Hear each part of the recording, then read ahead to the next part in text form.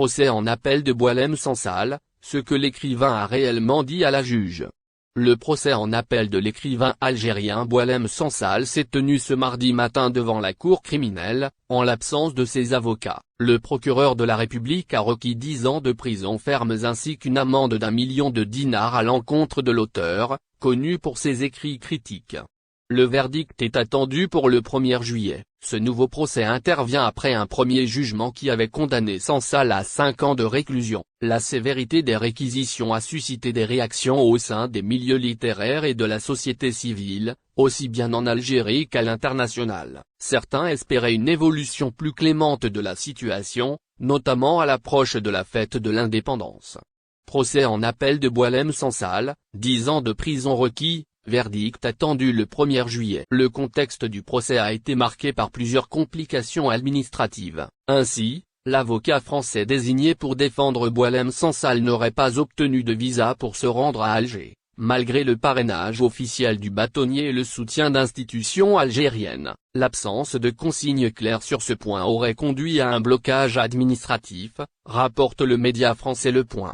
C'est la présidence algérienne qui récupère la main sur la demande de visa de l'avocat, indique ainsi la même source. Selon certains observateurs, le dossier de Boualem Sansal serait désormais lié à des discussions au plus haut niveau entre les chefs d'État. D'autres estiment que cette situation pourrait également être mise en perspective avec l'affaire de l'influenceur Yamir Douzen. Lors de l'audience, Boualem Sansal s'est vu reprocher des messages retrouvés sur son téléphone portable, jugés irrespectueux envers certaines institutions nationales. Selon les témoins présents, la juge aurait rappelé à Sansal qu'il ne faut pas se moquer des symboles de la République.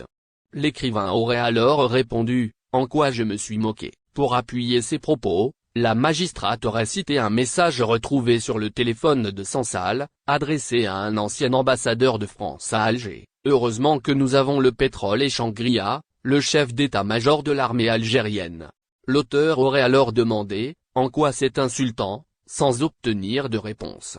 Sansal aurait également été interrogé sur ses déplacements à l'étranger, en particulier en Israël, où il avait participé à un salon du livre. L'écrivain aurait ainsi défendu sa démarche en rappelant qu'il s'agissait d'un événement purement culturel et aurait affirmé que ses propos relevaient de la liberté d'expression garantie par la Constitution. « Vous n'avez pas à juger mes livres », déclare l'écrivain à la cour. Dans un ton plus ferme, la magistrate aurait ainsi poursuivi. Vous n'avez pas d'autre chose à écrire que de mal dire de l'Algérie. Pourquoi vous n'écrivez pas autre chose? Ce à quoi l'écrivain a rétorqué, vous n'avez pas à juger mes livres. Dans son réquisitoire, le procureur a résumé les charges retenues et a demandé une peine de 10 ans de prison.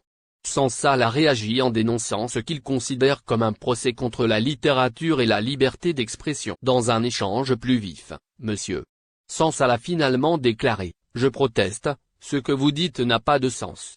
La Constitution algérienne garantit la liberté d'expression. » L'issue de ce dossier est très suivie. Plusieurs tentatives de médiation ont été entreprises de manière discrète, dans l'espoir d'un dénouement favorable.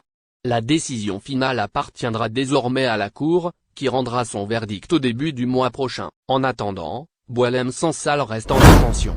Le traitement de cette affaire s'inscrit dans un climat délicat, où l'équilibre entre respect des institutions nationales et liberté des créateurs continue